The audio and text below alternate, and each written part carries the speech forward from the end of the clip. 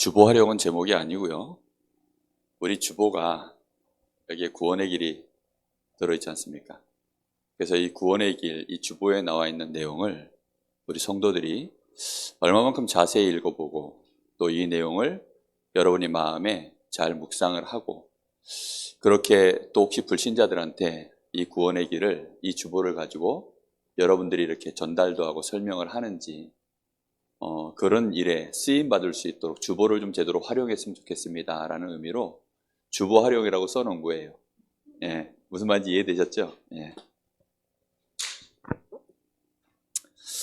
근데 이 구원의 길, 이 주보 안에 써져 있는 내용은 사실 이제 굉장히 중요한 메시지를, 우리 한 사람의 인생을 답을 주고 그리고 그를 구원해내고 그에게 하나님 자녀로서의 이 축복을 실제로 누릴 수 있는 성경 66권의 내용을 함축해서 여기다 기록을 해놨어요. 그러다 보니까 여기 나와 있는 단어들 하나하나가 사실 굉장한 의미들이 다 담겨 있습니다. 그래서 오늘 이 구원의 길, 이 내용을 그대로 제가 여러분하고 판서를 가지고 한번 잠깐 이렇게 나눠보도록 하겠습니다. 저는 가장 중요하게 하나님이 보시는 사람이 누굴까? 정말 하나님이 귀하게 보시고 이 사람은 반드시 내가 은혜를 주고 축복 줘서 이 사람을 통해서 하나님의 역사를 이루어야 되겠다라고 하는 사람이 누굴까? 일단 그 1순위가 누굴까? 한번 생각을 하나님 앞에 정말 해봤어요. 초창기 때는 그런 제목들이 많았습니다. 하나님이 쓰시는 일꾼, 하나님이 찾으시는 일꾼, 하나님의 응답을 지속적으로 받는 일꾼, 뭐 이렇게 이제 다 똑같은 말인데 이제 그런 제목을 가지고 메시지를 참 많이 받았어요. 근데 그때만 해도 그 단어를 탁 들으면 제 가슴에요 막 불이 났어요. 아, 그래, 나도 하나님께 쓰임 받고 싶다. 아, 그래, 나도 지속적으로 응답받고 싶다. 막 이게 가슴에 막 너무 불이 붙으니까 도대체 어떤 일꾼이 그렇게 하나님 앞에 응답받고 쓰임 받을까? 너무 궁금했는데 구원의 길인 거 있죠. 구원의 길을 제대로 알고 누리고 전하는 사람. 그래서 우리 모든 성도님들 한 사람도 빠짐없이 내가 이 불신자를 만나서 복음을 전한다 안 전한다 이전에 내가 틀림없이 구원의 길이 이렇습니다 라고 누구를 만나도 내가 받은 구원에 대해서 여러분들이 정확하게 성경적으로 또 그 사람에게 맞게 현장적으로 신학적으로 틀림이 없도록 여러분이 전하실 수 있어야 됩니다. 자, 오늘 주보에 나와 있는 구원의 길입니다. 아마 여러분이 수도 없이 이 주보를 보셨을 거예요. 자, 여기에 이제 서론에 질문이 이겁니다. 붉은 글씨로 써져 있죠. 당신은 진정으로 평안하고 행복하십니까? 이 질문입니다. 우리가 좀 가까이 이렇게 대화할 수 있는 사람을 만나면 어느 날 이제 질문할 수 있겠죠. 불신자들은 보면 저녁 먹으면서도 이렇게 술을 한 잔씩 하고 이렇게 하더라고요. 제가 불신자분하고 이렇게 저녁을 먹다 보니까 이분이 꼭 술을 먹어요. 그러고서 농담 삼아서 안 되는 줄 알면서도 늘 찔러봅니다. 한잔 하실래요? 꼭 이렇게 물어봐요. 그러면 저는 그거 없어도 행복합니다. 그리고 잘 잡니다. 이렇게 이제 꼭 얘기를 합니다. 지금 사람들이 뭐가 없어서 그렇게 꼭 자기 전에 술을 먹고 사람들이 뭘 못 찾고 있느냐? 행복이 뭔지 평안이 뭔지 이거 자체를 잘 모릅니다. 우리가 사람들한테 이 질문을 던지려고 하면 적어도 내가 평안이 뭔지 행복이 뭔지에 대한 답을 알고 있어야 이 질문을 던질 거 아닙니까? 당신 행복하십니까? 평안하십니까? 질문을 던졌더니 오히려 저 사람이 행복이 뭡니까? 뭐가 평안입니까? 이렇게 오히려 역질문이 들어오면 그때는 우리가 답이 없으면 당황하잖아요. 그래서 분명히 우리가 답을 갖고 있어야 됩니다. 인간에 대한 근본적인 부분. 우리 사람은 하나님과 함께할 때 거기서 참 평안과 행복이 오는 그 증거를 내가 늘 누리고 있어야 됩니다. 사실은. 그래서 이 답을 가지고 이제 사람들에게 질문을 던지는 것입니다. 여기 서론에 보면 우리가 살다 보면 해결되지 않는 문제 가운데 놓이게 되는 때가 많습니다. 문제는 뭐냐면 해결되지 않는 문제예요. 해결할 수 있는 문제 같으면 문제가 안 되죠. 그런데 해결되지 않는 문제 가운데 놓이게 되는 때가 많습니다. 해결되지 않는 그 문제를 다른 말로 내가 한계에 부딪혀 있는 거예요. 이미 내가 한계에 부딪혀 있는데 사람들은 그 해결되지 않는 문제 속에서 어디에서 살아가냐면 문제 속에서 살아가고 있어요. 그 속에서 지금 인생을 살아가고 있는데 문제가 해결되지 않으니까 그래서 사람들이 어떻게 하죠? 문제를 해결을 못하는 대신 거기서 오는 스트레스, 그걸로 인해서 오는 인생의 막 절망감, 그 괴로움, 우울감, 이런 것들을 이겨내고 그런 것들을 잊어버리고 잠시라도 내가 딴 데로 내 시간을 이렇게 돌리기 위해서 사람들이 거기서 이제 하는 일들이 뭐냐면 그래서 이제 마약, 술, 도박, 중독 이런 쪽으로 자꾸 빠져들어가는 거예요. 그러니까 여기에 대해서 우리가요 정확하게 이걸 글자를 내가 충분히 사이사이에 이게 나와 있지는 않지만 내 마음속에 이걸 보면서 그렇지 라고 인정될 만한 이게 있어야 우리가 내 옆에 있는 사람한테 복음을 전할 때 그냥 이거 주보 없으면 내가 전도지 없으면 잘 못하겠거든. 주보 딱 꺼내놓고 함께 읽어만 줘도 됩니다. 내가 진솔한 언어로 상대에게 진실하게 질문하고 이렇게 읽어만 줘도 정말 시간표가 된 사람은 이 글을 읽어주는 데만 해도 굉장히 이렇게 마음에 하나님의 역사가 일어나게 되어 있습니다.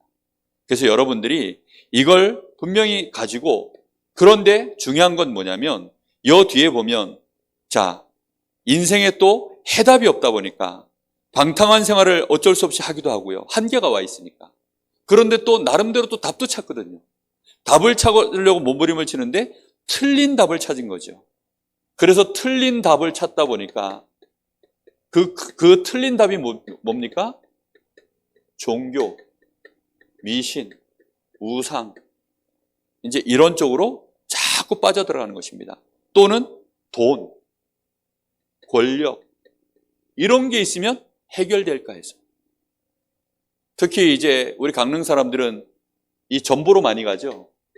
점도 보고 또 붓도 하고 무속, 이런 쪽으로 실제로 많이 묶여 있습니다. 그러니까 이런 사람들 만나서요, 얘기해 주면 됩니다. 여러분, 굿하는 사람이 오죽하면 굿할까요?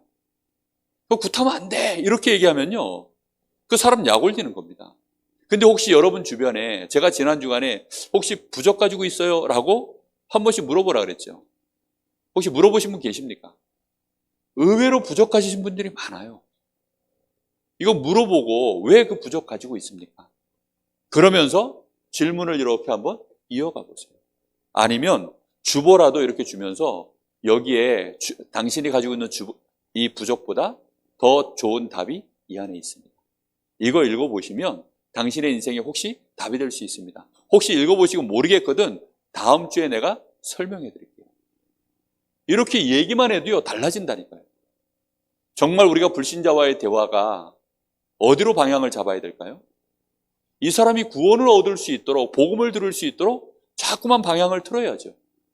불신자들은 답이 없기 때문에 엉뚱한 곳에서 이 한계 속에서요 자기가 문제 속에 빠져서 이걸로 즐거움을 나름대로 찾고 삽니다.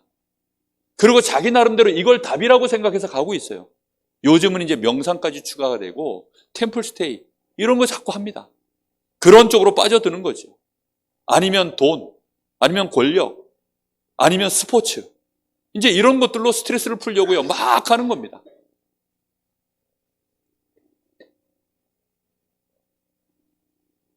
그러면서 이제 마지막 줄에서 뭐라고 얘기하냐면 왜 이런 문제가 오게 되는 것일까요? 그 해결책은 과연 무엇일까요? 진실한 마음으로 물어보는 겁니다. 당신의 인생이 왜 이렇게 술 없으면 못 살게 됐을까요? 당신의 인생이 왜 어쩌다가 그러려고 산 게 아닌데 어쩌다가 이런 속에 당신이 빠져버렸을까요? 돈이 다가 아닌 거 알지 않습니까? 권력이 있어도 소용없다라는 거 알고 있지 않습니까? 근데 왜 대학은 점점 많아지고 지식은 넘쳐나는데 사람들은 인생에 답이 없어서 더 심각하게 정신 문제가 올까요? 거기에 대한 문제 제기를 해보는 것입니다. 실제로 상대에게 문제의 원인이 그럼 정말 뭘까요? 사람들은 문제만 보고 살거든요. 근데 그 원인이 뭘까요? 그러면 이 원인과 그 해결책은 실제 뭘까요? 이렇게 질문만 한번 던져놔줘도 됩니다. 끝까지 다 못해도 되잖아요. 그렇죠? 왜냐하면 이 사람하고 지금 대화가 딱 요 정도까지 밖에는 못 갈 것 같으면 요만큼만 던져놔줘도 돼요. 오늘 만나고 안 만날 사람이 아니라면, 오늘 만나고 지금 딱 만나서 오늘 헤어질 사람이라면 끝까지 복음 전해야죠. 그런데 지금 요 사람하고 나하고 관계가 다음 주에도 만날 것 같다 이러면 딱 요만큼 서론까지만 질문만 던져놓고 나도 됩니다. 자, 이렇게 하면서 그러면서 이제 이 질문이 먹히면 이제 이 사람이 반응이 있을 거 아닙니까? 그럼 도대체 문제의 원인이 뭡니까? 당신은 해답 압니까? 뭔가가 혹시 이렇게 이제 피드백이 오면 그때에 우리가 할 수 있는 정확한 답이 있죠. 당신은 원래 인간이 뭔지를 몰라서 그렇습니다. 당신의 인격이 문제가 아니고 실력이 문제가 아닙니다. 당신이 뭔가 잘못했기 때문에 문제가 아닙니다. 지금 이건 잘하고 못하고의 문제가 아니라 근본적인 인간 자체가 당신이 인간인데 인간이 뭔지를 모르니까 인간으로서의 올바른 삶, 인간다운 삶, 인간이 어떻게 해야 행복해지며 어떻게 해야 불행해지는지 그걸 인간이 뭔지를 모르니까 당신은 지금 그렇게 어려움을 겪는 거예요. 나는 당신에 비해서 별로 대단한 사람 아닙니다. 당신이나 나나 비슷할 겁니다. 그런데 나는 인간이 뭔지를 알고 있을 뿐입니다. 당신은 어마어마한 거 다 아는데 원래 인간이 뭔지에 대해서 답이 없어서 그렇습니다. 사람들은 진화론도 얘기하고 심지어는 요즘은 뭐 외계인이 뭐 사람 만들어 놓고 갔다 이런 얘기도 있고 하나님이 하셨습니다. 뭐 이런 이제 믿음도 있지만 교회 다니는 사람들 중에도 의외로 원래 인간에 대한 확실한 이 그림, 이 이미지 이게 없어요. 그냥 하나님이 만드셨지. 하나님이 하나님의 형상대로 창세기 1장 27절 그냥 만드셨지. 그냥 그럴 뿐이지 그게 진짜 납니다라고 그래서 내가 이렇게 살아야 됩니다. 이게 없어요. 우리 교회에 지금 이 제습기 이거 들여놨잖아요. 자, 이 제습기 들여놨는데 이거 하다 보면 얼마 안 거 지가 자동으로 꺼져요. 왜 꺼지는 줄 아세요? 제습기 써본 사람은 다 아실 겁니다. 저기에 물을 이렇게 이제 빨아들이잖아요. 그러다 보면 저 제습기 물통에 물이 꽉 차면 제가 센서가 있어서 저절로 이제 작동을 멈추는 거예요. 사람이 없는데도 저거 계속 돌면 전기세 낭비되니까 자기가 알아서 멈추도록 이렇게 만들어 놓은 거예요. 그러면 이제 모르는 사람은 얘가 왜 꺼졌지? 이상하다 이러면서 뭐 발로 국산품은 역시 차봐야 되면서 맞아야 되면서 막 걷어차고 뭐 이러면 이제 바보 아닙니까? 그렇죠? 그런데 제습기를 알거나 설명서를 본 사람은 탁 보고 이 물통에 물이 찼나 보다 하고서 바로 딱 물통이 어딨나 하고 보고서 빼내서 물 갖다 버리고 바로 또 끼워 놓죠. 그러면 돌아가면 역시 신기하다 대단하다 그게 아니라 정상. 그렇지 않습니까? 원래 인간이 뭐냐? 여기에 대해서 우리 성도들이 먼저 분명한 답을 가지고 있어야 됩니다. 우리 인간만 오늘 여기 인간만 하나님의 형상이다. 인간만 하나님의 형상입니다. 인간만 하나님의 형상입니다 하면서 줄을 하나 쫙 걷죠. 여기 보면 굵은 줄을 하나 딱 긋고 그리고 여기다가 창세기 1장 27절, 28절 이렇게 기록해 놓았습니다. 저는 정말 거짓말하지 않고요. 매일매일 원래 인간의 삶을 삽니다. 저는 목사이기 때문에 기도한 적이 없어요. 저는 제가 사역자이기 때문에 막 전도하려고 그렇게 기도하지 않습니다. 항상 제가 하나님 앞에 기도를 시작하는 이유는 딱 하나예요. 원래 인간이기 때문에. 원래 인간의 모습이 하나님 주시는 힘, 은혜, 말씀, 생명 그걸로 충만해지지 않으면 행복도 없고 나에게 힘도 없고 그래서 저는 기도해요. 그래서 예배합니다.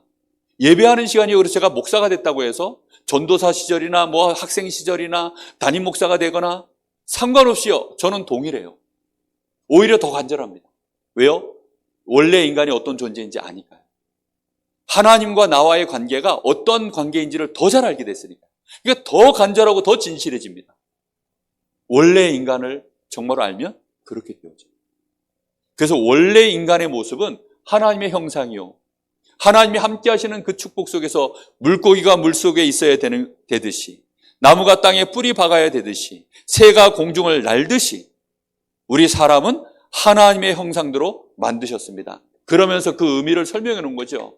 물고기는 물속에, 나무는 땅에 뿌리 박고, 그 말은 하나님이 창조하신 창조와 이 생명의 원리에 대해서 그렇게 표현해 놓은 것입니다. 그렇다고 한다면 사람은 당연히 그런 의미로 누구와 함께요? 하나님과 함께. 그게 원래 인간입니다 라는 의미입니다. 그때에만 우리 사람에게 뭐가 있어요? 거기 그런 평안이에요. 그런 평안. 에이스 침대에 누웠더니 오는 평안 아니고요, 하나님과 함께 할 때. 물고기가 에이스 침대를 누워도 어디서 누워 있어야 평안할까요? 아무리 에이스 침대가 과학이라도 물 밖에서 있으면 물고기는 불편합니다.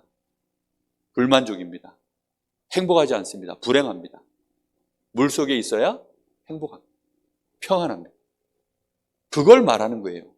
여러분에게 그게 진짜입니까? 여러분, 그래서 그 평안을 누리려고 매일매일 절대의 시간 가지시기 바랍니다. 여러분, 그 평안, 그 만족, 그 행복 얻으려고 여러분 마음속에 그 시간이 있어야 돼요. 그래야 자녀를 보고, 남편을 보고, 아내를 보고, 아니면 다른 사람들을 보고 내가 거기서 뭔가를 갈구하고 원하는 이것이요, 없어져요. 내 마음에 평안이 딱 들어옵니다. 그리고 여유로워져. 이게 얼마만큼 진짜냐에 따라서 내가 만나는 사람한테 이걸 끊임없이 진단해서 말해줄 수 있습니다.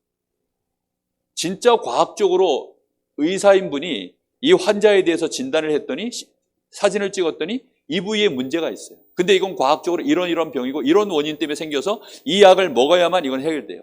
수술을 하든지. 그럼 의사는 끊임없이 뭐라고 얘기할까요? 이 사람이 말을 알아들을 때까지, 그걸 하겠다라고 동의할 때까지 계속 말을 하죠. 그걸 반복이라고 합니까? 아닙니다. 독선입니까? 아닙니다. 진짜 이것은 과학입니다. 과학.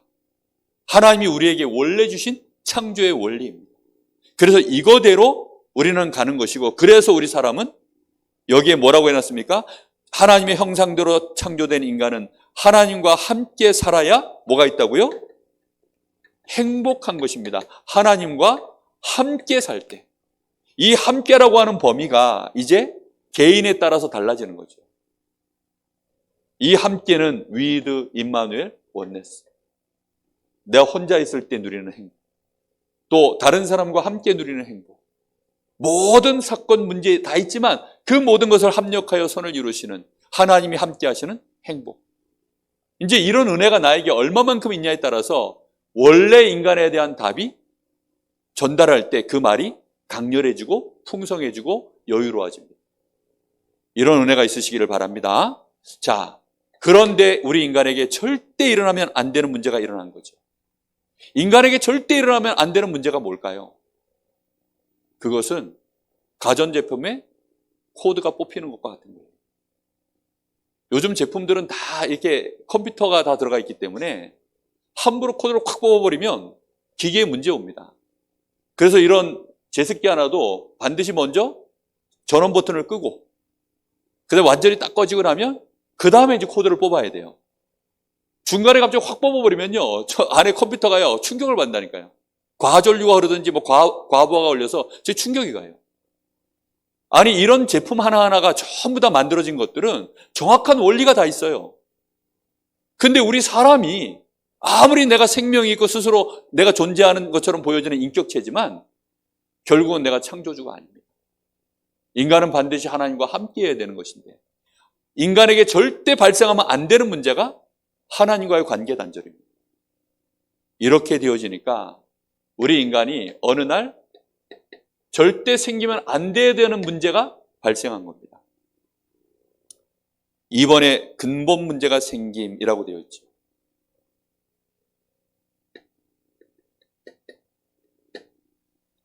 제가 오늘 이거 설교하려고 이 주보를 어젯밤에 제가 자세히 읽어봤어요. 그랬더니 여기에 쓰여진 단어들이 약간 이제 이 흐름이 약간씩 다르더라고요. 그래서 제가 이전 본하고 오늘 이 주보 보시면 약간 수정됐어요. 이 단어들 하나하나가. 이 근본 문제라고 제가 썼는지 그냥 문제라고 썼는지 제가 모르겠는데 확실히 3번은 제가 바꿨습니다.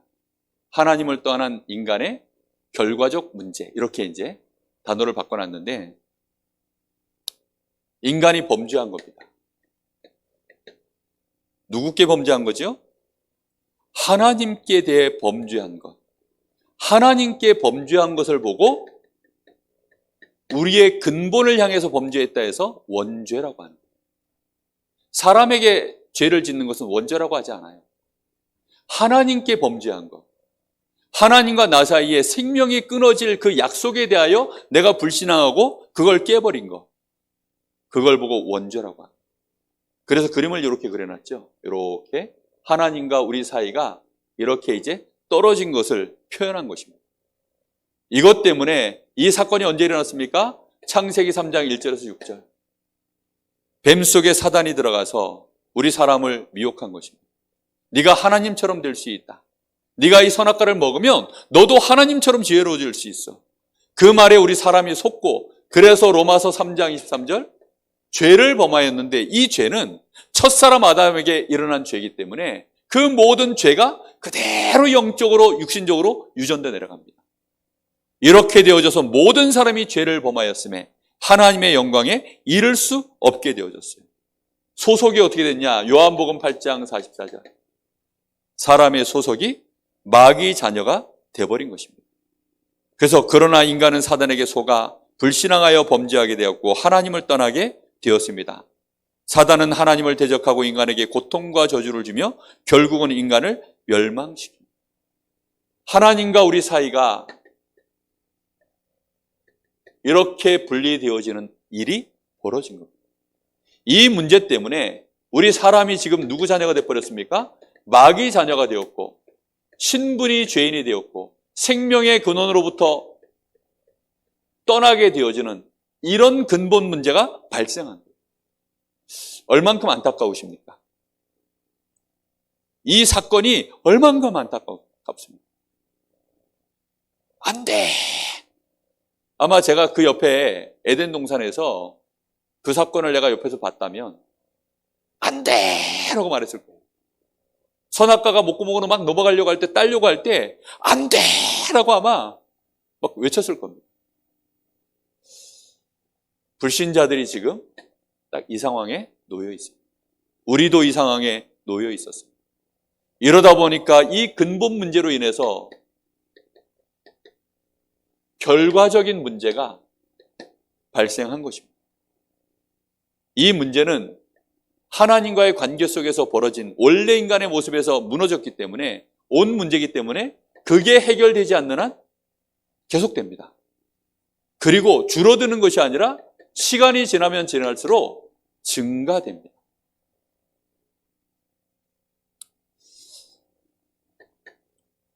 이 문제는 오늘 여기 하나님을 떠난 인간에게 반드시 나타나는 이 문제들은, 이 문제는 어떻게 된다고요? 반드시 발생하는 문제입니다.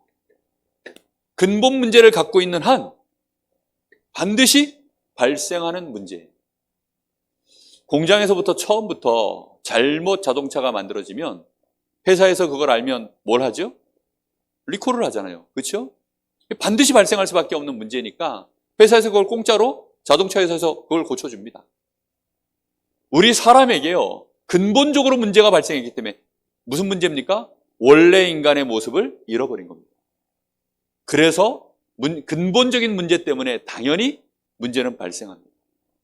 그래서 우리가요, 사람들 쳐다볼 때 저 인간이 문제 있나 없나 이렇게 막 문제 있기를 바라는 마음으로 쳐다보는 게 아니라 저 사람에게 문제가 있을 터인데, 하나님 떠난 인간이기 때문에 틀림없이 저 사람에게 문제가 있는데 하나님 저에게 그걸 볼 수 있는 눈을 열어주십시오.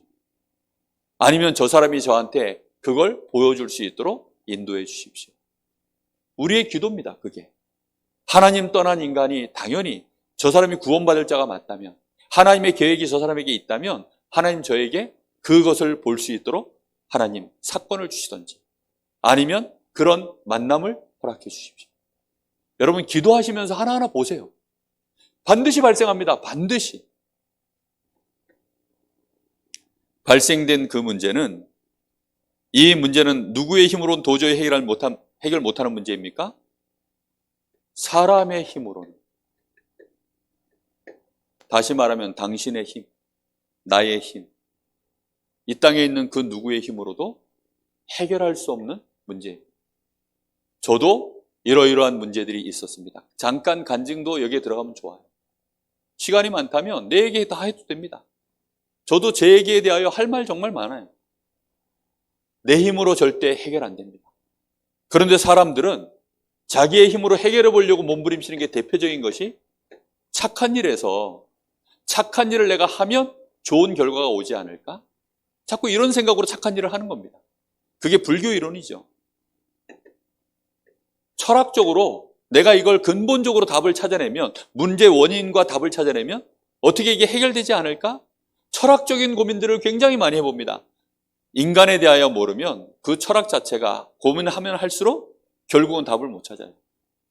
어쩔 수 없이 한계가 오게 되어 있습니다. 사람들은 그래서 종교적 방법을 또 써보는 거예요. 대표적인 겁니다. 그런데 이걸로는 해결이 안 되는 거예요. 그래서 결과적으로 어쩔 수 없이 대표적으로 6가지 문제가 당신에게 6가지 다가 와 있을 수도 있고, 대표적으로 하나만 와 있을 수도 있고, 와 있습니다. 일단 당신은 전혀 모르지만 당신에게는 영적 문제 있습니다. 당신은 마귀 자녀예요. 영적으로 이미 마귀 자녀예요. 하나님을 떠나 있기 때문에 당신의 인생에 행복, 평안 이런 거 없기 때문에 당신의 인생에 계속되는 이 반복되는 문제, 그거 해결하려고 그 결과 당신도 어쩔 수 없이 직접이든 간접이든 우상 숭배하고 있습니다. 직접이든 간접이든 안 하는 사람 없어요. 다 합니다. 해결이 안 되니까 그 문제가 계속 정신을 타고 들어오니 정신 문제가 오지. 육신을 타고 들어오니까 육신도 무너지죠. 여기 지금 자세한 내용들 다 나와 있습니다. 이런 내용들요, 이렇게 보여주면 이거 하나 읽어보면요, 정말 사람들이 깜짝 놀랍니다.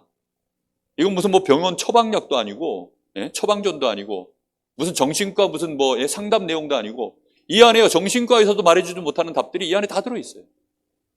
이걸 하나하나 이제 상대를 보면서요, 말해주는 것입니다. 그리고 더 심각한 거, 당신에게는 죽음이 반드시 올 것이고, 당신의 미래는, 내세는 지옥이 있고, 지옥 갈 수밖에 없는 심판이 기다리고 있어요. 그걸로 끝나는 것이 아니라 당신의 후대들에게 이것은 반드시 대물림 되어져서 내려갑니다. 영적인 유산에 대하여 얘기해야 됩니다. 이게 결과로 오는 문제입니다. 그래서 이 결과적으로 오는 문제에 대하여 얼마만큼 이제 상대의 마음문을 여느냐에 따라 그게 근본 문제 때문에 발생한 겁니다. 더 정확하게는 원래 인간으로서의 모습을 잃어버렸기 때문에. 이렇게 답이 내가 놓치지 않고 계속 함께 메시지를 나눌 수 있으면 이제 결론에 도달할 수 있습니다. 그래서 구원은 어차피 내 힘으로 절대로 해결 안 되고요. 내가 알지도 못하는 부분이니까. 그래서 구원은 한마디로 말하면 하나님의 은혜입니다.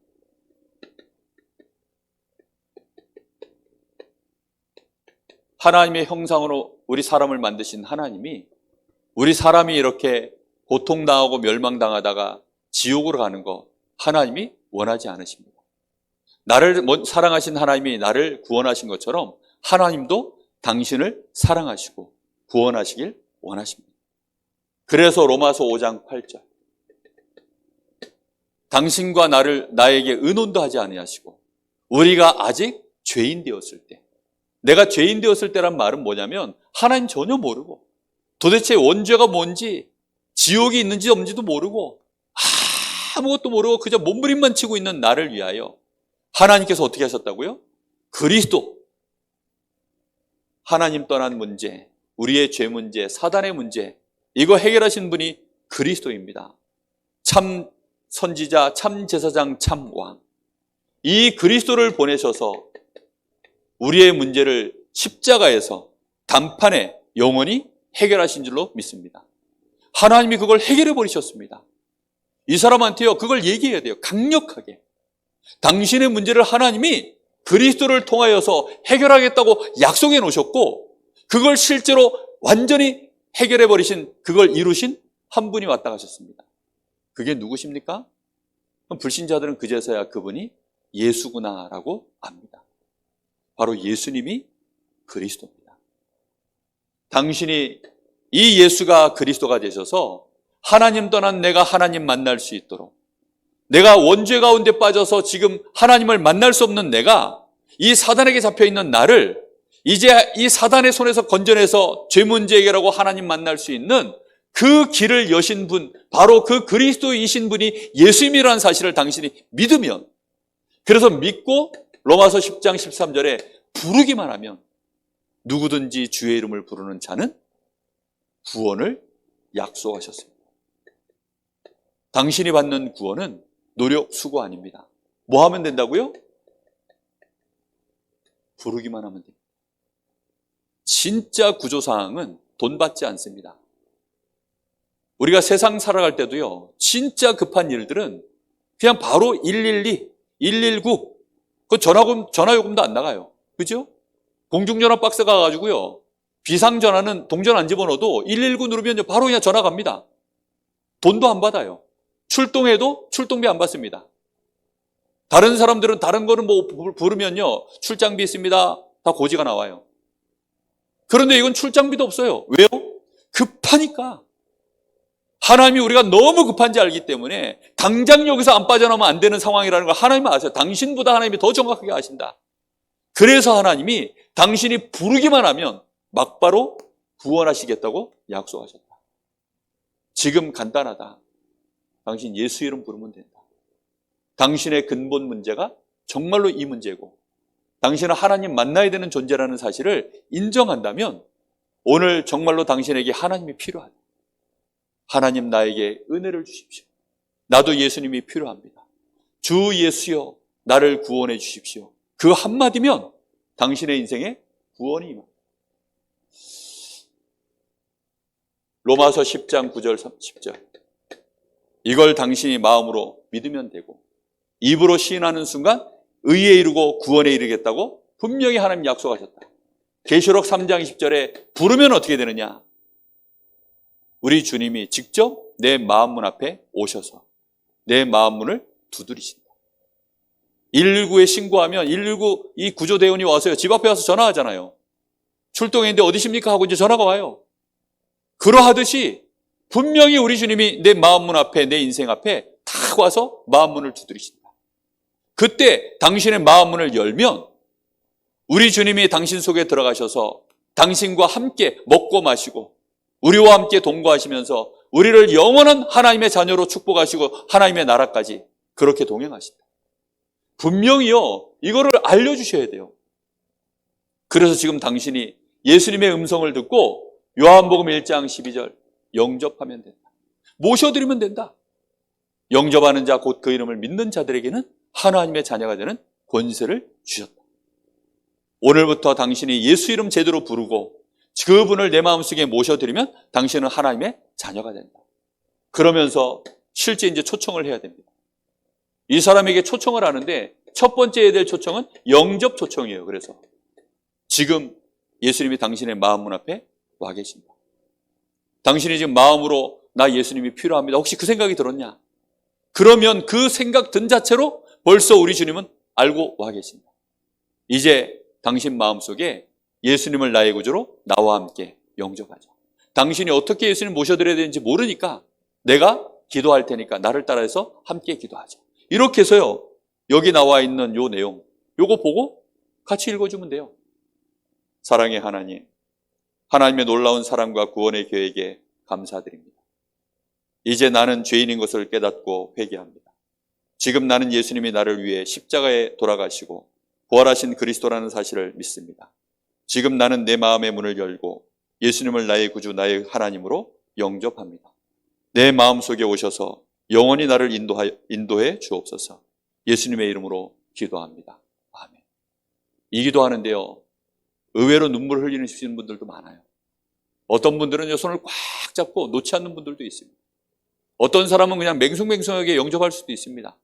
근데 중요한 것은 그 사람들의 반응이 중요한 게 아니라 이 사람이 진짜 예수가 그리스도이심을 믿고 불렀냐 안 불렀냐, 그게 다예요. 그래서 이 사람이 예수님이 내 마음 앞에 와 있는데 영접하면 예수님 들어오십니다. 근데 안 부르고 예수님을 그냥 영접 초청 그냥 따라만 하면 문 밖에 아무도 없는데 뭐 한 문 연다고 해서 누가 들어옵니까? 누가 들어올까요? 요놈의 새끼 잘됐다, 귀신이 들어옵니다. 뭔 말인지 이해돼요? 그래서요, 그때 한번 정확한 얘기를 해줘야 돼요. 당신이 정말로 예수님을 부르고 믿고 영접해야 된다. 근데 당신이 만약에 당신을 잡고 있는 이 귀신이 지금 당신이 이 예수님을 믿지도 않고 영접하겠다라고 하면 귀신이 좋아하겠냐 싫어하겠냐. 특히 영적 사실을 잘 아는 사람들한테는 말해줄 필요가 있습니다. 실제 귀신 보고 시달리는 사람. 영접 초청을 합니다. 그래서 영접되어졌으면 이제 이 사람은 누굽니까? 하나님의 자녀입니다. 그러면 당연히 하나 더 초청해야 돼요. 어디에 초청해야 될까요? 이 사람이 하나님의 자녀로 살아갈 수 있도록 말씀 공부하는 것에 이 사람을 초대해야 돼요. 이걸 내가 직접 할 수도 있고 아니면 말씀 공부하는 자리에 위탁할 수도 있습니다.